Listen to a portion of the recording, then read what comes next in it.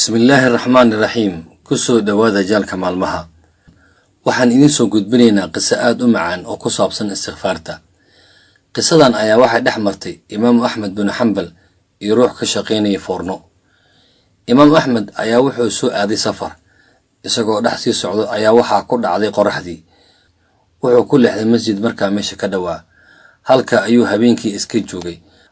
Markii la dukaday salaadii cishaa ayuu imaamka wuxuu damcay inuu iska seexdo masjidka, balse ruuxii masjidka ilaalinayay ayaa ku yiri imaamka halkaan in la seexdo lama ogola. Imaamkii ayaa u sheegay inuu yahay ruux musaafir ah, meel kalena aan haysanin. Ninkii waa uu ka diiday, wuxuuna u soo saaray banaanka masjidka. Imaam Ahmed oo banaanka jooga ayaa waxa u yimid ruux meesha deganaa oo markaa ka shaqeynaya foorno, wuxuuna u waday gurigiisa. Imaamkii halka ayuu iska seexday, balse waqti dambe ayuu wuxuu soo toosay imaamka ninkii foornada oo rooti sameynaya, isla markaana carabka ku haya tasbiix iyo istighfaar. Imaamkii ayaa aad wuxuu ula yaabay sida ninkani ugu dadaalayo xuska Alle. Markaasuu wuxuu ku yiri ninkii, niyo waxaan arkaa inaad carabkaaga xuska Alle ku hayso, waxaana ii muuqata inaad tahay ruux nasiib badan. Ma jirtaa wax faa'iido ama saameyna oo kugu reebay xuska Alle?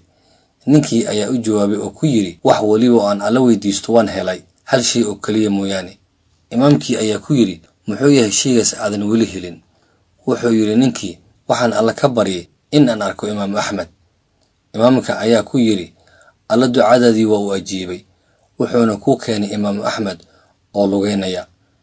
Qisadan waxa aynu ka faa'iideynaa haddii aad badiso xuska Alle, Alle waa uu ku jeclaanayaa. Arrimahaaga oo dhanne waad ku guulaysanaysaa adduun iyo aakhiraba. waad ku mahadsantahay daawashada muuqaalkan.